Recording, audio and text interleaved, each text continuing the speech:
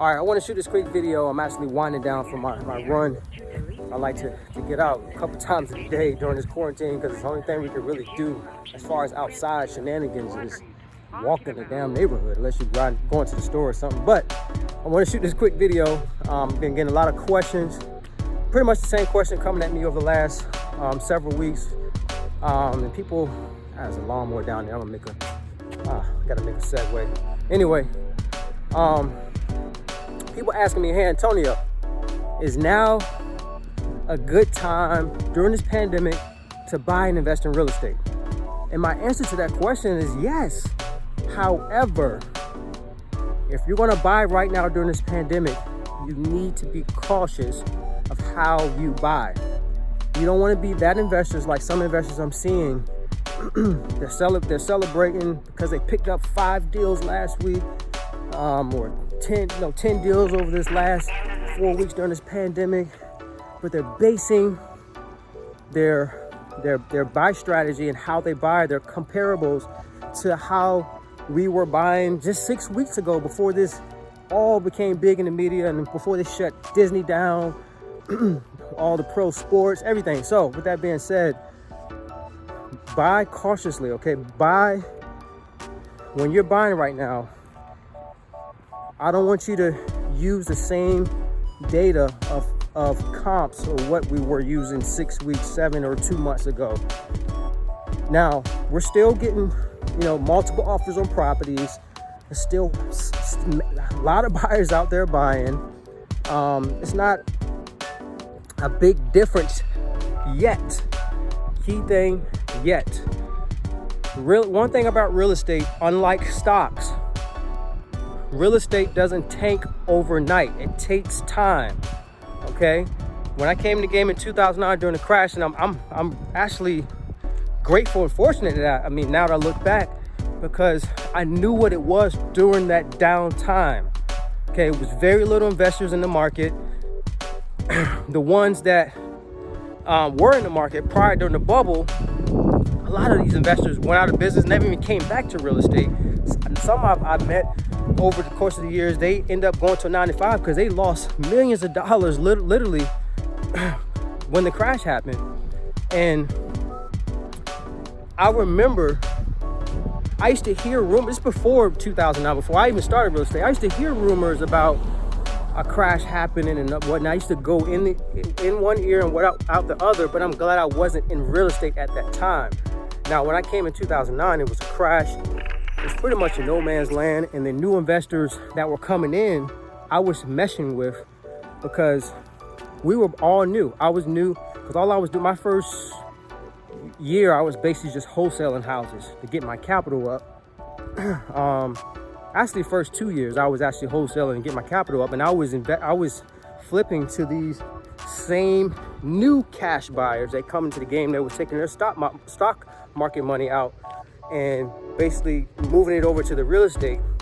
But a lot of the OGs that were in the bubble, it was only a select few of my market, when probably hundreds and hundreds and hundreds of them just went out of business. Okay, I don't want you to be that person. All right, I want you to have the wisdom and be cautious of how you buy. So with that being said, I want you to look at the market pulse of 2009, 2010. Look at the average days on the market. Look at what the average values were and during that time. Look at the comps. Look at the properties in your area, in your markets or market, to see what were the comps back in those times. Now, when we're right now during this pandemic, I'm still buying. However, I'm not offering any owner the same offer I would have offered him 6 weeks ago. My offer amount came down by 20%, 20 to 25% right now, because I don't know what the market's going to be in the next 30 days. We're so unknown right now. We just don't know. Now, my personal opinion, I think we're not going to see an effect until the next 6 to 12 months. Okay. Again, real estate, effects on real estate doesn't happen overnight. It gradually, sometimes it happens so slowly goes down that the average person won't see it. You really got to stay woke. You got to be woke, and you got to have your finger on the pulse and looking at KPIs and numbers on the daily to really see, or weekly, to see what the market's going to bear in real estate. So I'm giving you this advice. If you're going to buy, yes, it's a good time to buy, but be very cautious of how you buy right now. My best advice is do not buy at the same buy price you were buying 6 weeks ago. I think that's very risky for all the investors out there I've seen doing this. I feel like they're playing Russian roulette right now with that type of strategy. We're being very cautious of how I buy. And I'm not buying, I mean, for people that's buying fix and flips right now, I think that's another cautious play. I would do a lot of wholesaling, even in the commercial realm. There's still some multi-family buyers and warehouse buyers. I would wholesale to them until this market, you start seeing some type of certainty in this market of where it would be at. I think wholesaling is a great strategy in any type of market. With that being said, go out there, market for deals, okay? There's no better time right now to get any homeowner on the phone, whether you're cold calling them, using RVM campaigns, text campaigns, even direct mail. I mean, you can't go wrong with direct mail. Right now, cold calling and texting is by far our best lead generating tool as of late.